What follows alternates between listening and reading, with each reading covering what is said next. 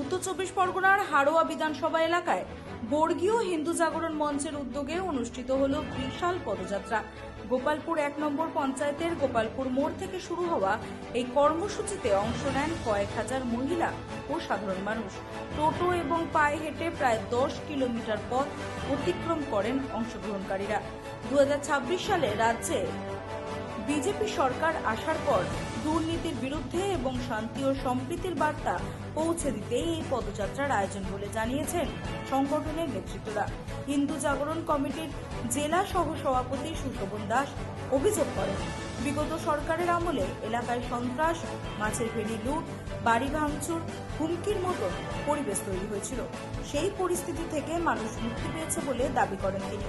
সংগঠনের পক্ষ থেকে জানানো হয়েছে, বাংলায় সম্প্রীতি ও শান্তি বজায় রেখে সকল মানুষ যেন নিরাপদে বসবাস করতে পারেন, সেই বার্তায় সাধারণ মানুষের কাছে পৌঁছে দেওয়া হয়েছে এই পদযাত্রার মাধ্যমে। পাশাপাশি সিন্ডিকেট রাজ ও হুমকি ধমকির রাজনীতি বন্ধ করার দাবিও তোলা হয়েছে এই কর্মসূচির মধ্য দিয়ে।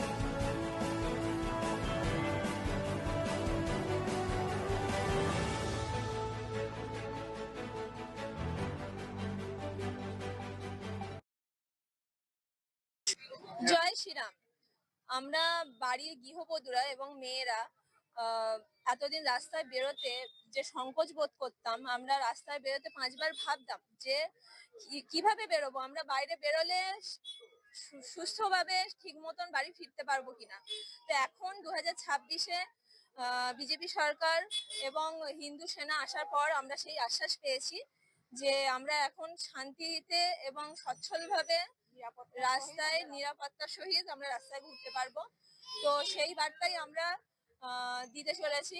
আজকে পায়ে হেঁটে এবং টোটোতে সকলে মিলে আমরা হিন্দু সেনারা সংঘমিত্র ক্লাব ইন্ডিয়ান ব্যাংকের সামনে, গোপালপুর ইন্ডিয়ান ব্যাংকের সামনে, এখান থেকে শুরু করে প্রায় 10 কিলোমিটার মালঞ্চ ঘাট পর্যন্ত আমরা আজকে পদযাত্রা করব। তো আপনাদের সবার সাদর আমন্ত্রণ রইল, আপনারাও আমাদের সঙ্গী হন এবং সবার পাশে আমরা যেমন দাঁড়াবো আপনারাও আমাদের পাশে দাঁড়ান। ধন্যবাদ। জয় শ্রীরাম। আমার নাম সুমন রায় দাস। 2026 6ই মের পর থেকে যে আমাদের জয় লাভ হয়েছে রামরাজ্যতে, তো আমরা হিন্দু জাগরণ মঞ্চের পক্ষ থেকে টোটাল 10 কিলোমিটারের যে আর কি একটা পদযাত্রার আয়োজন করা হয়েছে।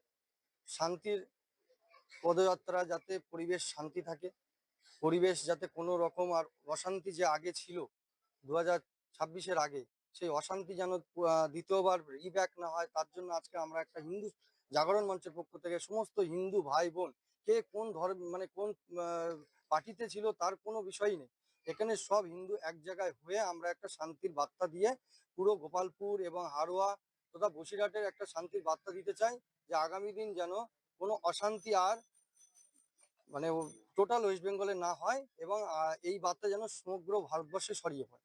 না, আমরা সব ধর্ম না, এখানে শুধু হিন্দুদেরকে নিয়ে হবে। হিন্দু জাগরণ মঞ্চের র্যালিটা শুধু হিন্দুদের। এর জন্য বলবো যে আগামী দিন যে দিনটা আসছে, খুব ভালো দিন আসছে আমাদের জন্য। সবাই আমরা একসাথে চলবো এবং সবাই যাতে মানে হিন্দু রাষ্ট্র গড়ার জন্য একই মানে তলায়, মানে একই ছাতার তলায় এসে যাতে আমরা হিন্দু রাষ্ট্র দাবি রাখতে পারি সরকারকে, এবং হিন্দু রাষ্ট্র করলে আমরা আগামী দিন যেন আমাদের বাচ্চা বউ সুরক্ষিত থাকে, তার জন্য আমরা আজকে শান্তির এই মিছিলটা করার জন্য আজকে হিন্দু জাগরণ মঞ্চ থেকে এক জায়গা হয়েছে। সুশোভন দাস। ব্যুরো রিপোর্ট, রাত দিন নিউজ নেটওয়ার্ক। पिताजी